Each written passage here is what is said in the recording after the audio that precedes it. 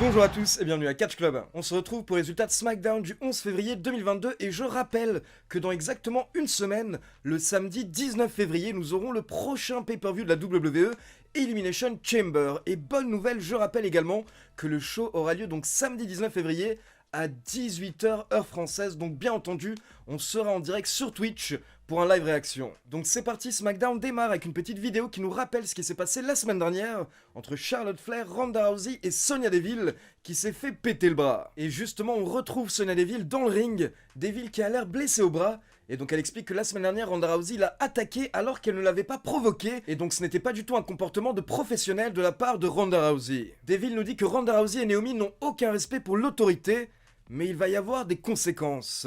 Et donc Sonya Deville explique qu'elle a contacté les officiels au-dessus d'elle, et elle a demandé à ce que Ronda Rousey reçoive une amende de 100 000 $ et à ce qu'elle soit suspendue indéfiniment. Mais là Deville s'est fait interrompre par Adam Pearce, qui lui dit qu'elle n'a sûrement pas checké ses mails car Vince McMahon lui a répondu. Donc Adam Pearce lit la réponse, et Vince McMahon nous dit qu'il a remarqué que Sonya Deville abuse de son pouvoir, et s'il y a une chose que Vince McMahon ne supporte pas, ce sont les officiels qui abusent de leur pouvoir. Donc Vince rejette la demande d'amende et de suspension, mais surtout, il précise à Sonya Deville qu'elle n'a absolument pas le droit de lever la main sur Naomi de toute la soirée durant SmackDown. Et si jamais Sonya Deville lui désobéit, alors son job sera sérieusement en danger. Donc là, Deville est dégoûté, Adam Pearce s'en va et nous avons Naomi qui fait son entrée. Elle vient confronter Sonya Deville et elle lui dit « Alors, ça fait quoi de se faire démonter par son boss ?» Puis Naomi souligne que dans le mail, Vince a dit que Deville ne peut pas la frapper, mais par contre, Vince n'a jamais dit que Naomi n'avait pas le droit de la frapper. Et là, Naomi gifle Sonya Deville. Et donc Deville ne peut pas répondre. Donc au niveau de cette rivalité, c'est plutôt cool parce que maintenant c'est Naomi qui prend l'avantage. C'est enfin la face qui est en train de gagner. Mais le problème, c'est qu'au fond, on ne sait toujours pas pourquoi est-ce que Sonya Deville en voulait à Naomi à la base, à part cette espèce de jalousie. Ensuite, on passe en coulisses pour une petite interview de Los Lotarios, Angel et Humberto qui sont vraiment en mode BG, en mode tombeur. Et derrière, on enchaîne avec les Lotarios contre Big E et Kofi Kingston. Et on a eu un bon match d'environ 10 minutes. Ces deux équipes travaillent vraiment bien ensemble. À la fin, Angel et Humberto nous ont sorti d'énormes moonsaults. Puis Kofi Kingston était chaud, mais Angel a réussi à le contrer avec un tombé sorti de nulle part pour la victoire. Donc victoire de Los Lotarios. Et on pouvait voir dans le ring que Big E et Kofi étaient totalement dégoûtés. Ensuite, on retrouve Megan Morant en coulisses pour une interview des Viking Raiders qui, pour rappel, vont affronter les Usos pour les titres par équipe lors de Elimination Chamber. Et justement, les Usos sont venus attaquer les Viking Raiders et à la fin du segment, ils leur ont volé leur petit chapeau là. Puis derrière, on enchaîne avec une interview en coulisses posée de Roman Reigns par Michael Cole. Et là d'abord, Michael Cole mentionne la streak de Goldberg, sa série de victoires à la WCW. Mais Roman Reigns n'en a rien à faire et Roman Reigns assure que s'il avait bossé à la WCW, alors la fédération serait encore en vie à l'heure actuelle. Puis Michael Cole nous montre des images de la victoire de Goldberg sur Brock Lesnar il y a 2 ans en 86 secondes. Mais encore une fois, Roman Reigns se met à rire et il demande s'il y a encore des gens qui parlent de ce match. Roman Reigns dit que Brock Lesnar c'est de l'histoire ancienne et personne n'en a rien à faire de lui. Et là, vous avez Paul Heyman qui était derrière Roman Reigns, qui dit en effet, on n'en a rien à faire de Brock Lesnar, et moi personnellement, j'aime mon chef tribal. Puis Michael Cole nous rappelle qu'à la base, ce match devait avoir lieu il y a 2 ans à WrestleMania, et Roman Reigns répond que oui, en effet, et si le match avait eu lieu il y a 2 ans, peut-être que Goldberg aurait eu une chance, mais beaucoup de choses ont changé depuis. Depuis, Roman Reigns est devenu le chef tribal. Roman Reigns est devenu cette superstar intouchable. Donc Roman Reigns termine en nous disant qu'à Elimination Chamber, il va détruire Goldberg, et même mieux que ça, il va Goldberg. On enchaîne avec Aliyah contre Natalya dans un Dungeon Style match, donc un match inspiré du fameux Donjon des Hearts. Et donc hier soir, les catcheuses pouvaient uniquement remporter le match par tombée ou par soumission. Il n'y avait pas de disqualification ou encore de rope break. Et donc justement, au bout d'environ 2 minutes 30, Natalya porte son sharpshooter sur Aliyah. Et là, Aliyah veut s'en sortir en tentant de choper les cordes. Mais justement, comme je viens de le dire, il n'y a pas de rope break. Donc Aliyah chope les cordes, mais ça ne brise pas la prise. Et donc au final, Aliyah est obligée d'abandonner. Donc Natalya remporte le match, mais ce n'est pas terminé car Natalya veut encore se venger. Donc elle attaque Aliyah après le match, jusqu'à l'intervention de la protectrice Xia Li qui vient défendre Aliyah. Et elle se débarrasse de Natalya avec quelques coups de poing et quelques kicks. Donc ce petit sauvetage de la part de Xia Li, c'est assez cool. Maintenant, j'imagine que vous êtes nombreux à vouloir voir un peu plus de sa part. Ensuite, on retrouve Sami Zayn dans le ring pour son podcast et encore une fois, il se moque de Johnny Knoxville, donc clairement, la rivalité continue entre les deux.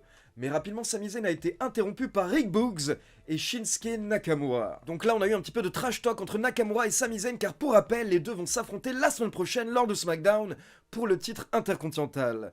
Et derrière, Rick Boogs est également intervenu, il a commencé à s'engueuler avec Sami Zayn, et Rick Boogs a voulu choper l'un des micros qui était sur la table de Sami Zayn, mais en fait, Sami Zayn avait piégé le micro, et donc là, Rick Boogs s'est électrocuté quand il a touché le micro. Donc Rick Boogs s'effondre, on peut voir Sami Zayn qui est mort de rire, et pendant ce temps, Shinsuke Nakamura tente de s'occuper de son coéquipier, et quand il se relève, quand il lève la tête, Sami Zayn lui porte un énorme Helluva Kick. Ensuite, on passe en coulisses, on retrouve Happy Corbin et Madcap Moss, et là on peut voir que Moss a un œil amoché suite au Claymore Kick qu'il a reçu la semaine dernière de la part de Drew McIntyre. Et Madcap Moss dit à Corbin que ce soir il ne pourra pas l'accompagner lors de son match, car là Moss va aller voir le médecin de la WWE, car qui sait, peut-être que le médecin va lui interdire de catcher lors de Elimination Chamber face à Drew McIntyre. Et qu'est-ce que ce serait triste. Donc clairement on comprend que Madcap Moss est prêt à tout pour éviter le match. Et derrière, pour info, on enchaîne avec Cesaro contre Happy Corbin. Et Happy Corbin a facilement battu Cesaro en environ 3 minutes avec le End of Days. Et directement après le match, on retrouve Madcap Moss dans le bureau du médecin. Et là, il demande au médecin d'annuler son match à Elimination Chamber. Mais d'abord, le médecin va effectuer quelques tests. Donc il demande à Moss de fermer les yeux. Et quand il rouvre les yeux, d'un coup, il y a une épée devant lui. Et McIntyre a fait son entrée. Et donc McIntyre dit à Moss de dire au médecin qu'il va bien et qu'il n'a aucun problème aux yeux.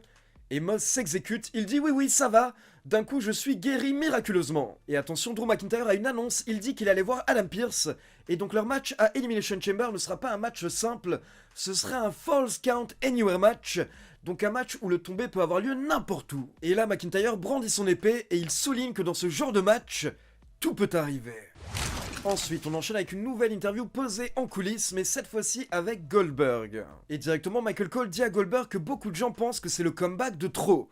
Mais Goldberg répond qu'il n'en a plus rien à faire de ce que les gens pensent, car justement, à l'époque, il a trop souvent écouté l'opinion des autres, et parfois ça l'a fait sortir de son game. Et Goldberg nous assure que ce comeback sera éternel, il ne s'arrêtera pas, et on va revoir l'ancien Goldberg. Donc Goldberg était sûr de lui et il dit que Roman Reigns ait changé ou pas, ça ne change absolument rien, car lui, il est toujours le même, il va le battre pour remporter le titre universel, et c'est lui qui ira affronter Brock Lesnar à WrestleMania. Et il termine en disant que Roman Reigns ne pourra pas Goldberg, car il n'y a qu'un seul Goldberg.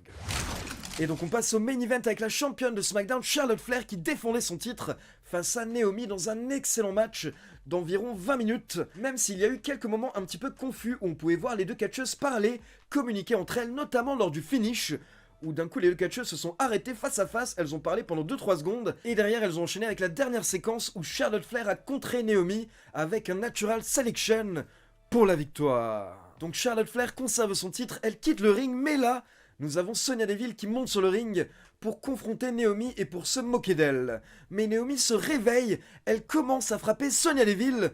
Du coup, Charlotte Flair revient pour aider Sonya et pour attaquer Naomi. Mais heureusement pour elle, Naomi a été sauvée par Ronda Rousey qui fait son entrée pour se débarrasser de Charlotte Flair et de Sonya Deville. Et pour info, après SmackDown, la WWE nous a confirmé un nouveau match pour Elimination Chamber, un match par équipe féminin avec Sonya Deville et Charlotte Flair contre Ronda Rousey et Naomi. Et justement pour info, comme le week-end prochain la WWE sera en Arabie Saoudite, il faut savoir que hier soir, la fédération a déjà enregistré l'épisode de SmackDown de la semaine prochaine. Donc voilà, c'est tout pour les résultats de SmackDown. Maintenant comme d'habitude, c'est à vous. N'hésitez pas à me laisser vos avis dans les commentaires et comme d'habitude, n'oubliez pas de liker la vidéo, de vous abonner à la chaîne et de cliquer sur la petite cloche pour être informé de la sortie des prochaines vidéos. Ciao tout le monde!